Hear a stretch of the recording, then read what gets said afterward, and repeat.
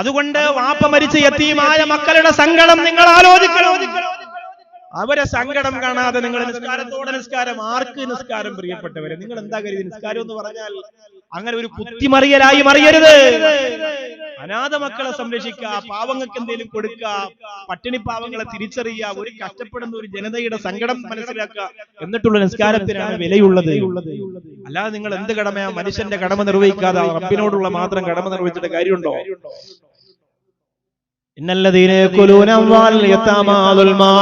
അക്രമപരമായി അനാഥ മക്കളുടെ സ്വത്ത് കഴിക്കുന്നവരെന്ന് പറഞ്ഞാൽ അവരെ തട്ടിപ്പറിക്കുന്നവരെന്ന് മാത്രമല്ല, അവർക്ക് അവകാശപ്പെട്ടത് കൊടുക്കാതെ സാപ്പിടുന്നവരും ഇതിൽപ്പെടും. മുഫസ്സിറുകൾ പറയുന്നുണ്ട്,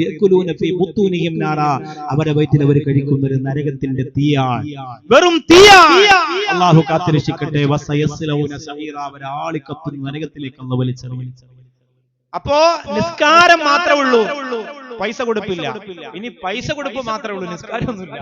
പള്ളി വെക്കാൻ ചോദിച്ചാൽ കൊടുക്കുക, യതീമികളെ കെട്ടിക്കാൻ ചോദിച്ചാൽ അങ്ങനെയുണ്ട്, അത് മാത്രമേ ഉള്ളൂ. നിസ്കാരമൊന്നുമില്ല. അയാളെ സ്വലക്ക കൊണ്ട് രക്ഷപ്പെടുമെന്നാണ് അയാൾ കരുതുന്നത്. രക്ഷപ്പെടൂല.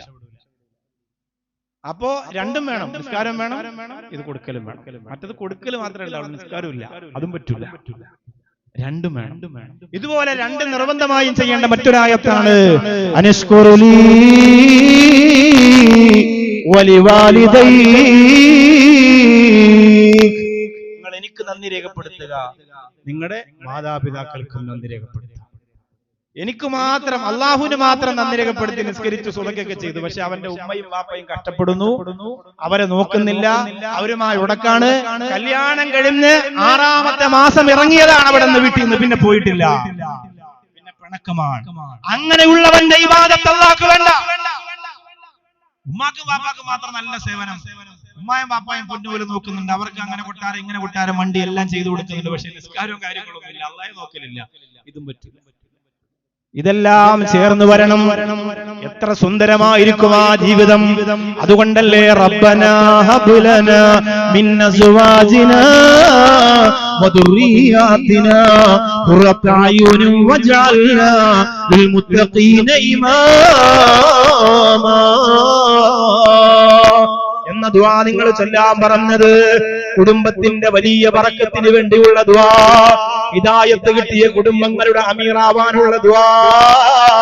അങ്ങനെ അമീറായിട്ട് അവിടെ നിന്ന് മരിച്ചുപോയാ കിട്ടുന്ന ഭാഗ്യം എത്രയെന്നറിയോ? ആ ദുആ മതി മോനെ. ലോകത്താരും നിനക്ക് പിന്നെ ദുആ ചെയ്യണമെന്നില്ല. ദീനുള്ള കുടുംബത്തിന് ഒരു വാപ്പ മരിക്കുമ്പോ മക്കളാ ഉപ്പാക്ക് വേണ്ടി ചെയ്യുന്ന ദുആ എത്ര ആലിമീങ്ങൾ ചെയ്യുന്നതിനേക്കാളും പുണ്യമാണ്. എന്റെ ഉപ്പ എന്റെ സ്വലാത്ത് എല്ലാം പഠിപ്പിച്ച, എന്നെ നിസ്കരിക്കാൻ പഠിപ്പിച്ച, എന്നെ വുളു എടുക്കാൻ പഠിപ്പിച്ച, എന്നെ പള്ളിയിൽ കൊണ്ടുപോയ എന്റെ പ്രിയപ്പെട്ട ഉപ്പയാണ്. എനിക്ക് നോമ്പിന്റെ നിയ്യത്ത് പറഞ്ഞിരുന്ന ഉമ്മയാണ്. അതിന്റെ സൂക്ഷ്മത പഠിപ്പിച്ചിരുന്ന ഉമ്മയാണ്. യാസീനോതും അണിയിലേക്ക് പിടിച്ചിരുത്തിയിട്ട് ആമീൻ പറയാൻ എന്നെ പഠിപ്പിച്ച ഉമ്മയാണ്. അല്ലോ എന്ന് പറഞ്ഞ് മക്കൾ ചെയ്യുന്ന ദുആഇന് വല്ലാത്ത വിലയാണ്, ഗുണമാണ്.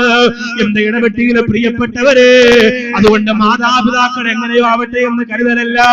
അവരെ സന്തോഷിപ്പിക്കുക, അവരെ ആനന്ദിപ്പിക്കുക, അവർക്ക് ആവശ്യമുള്ളതൊക്കെ ചെയ്തു കൊടുക്കുക.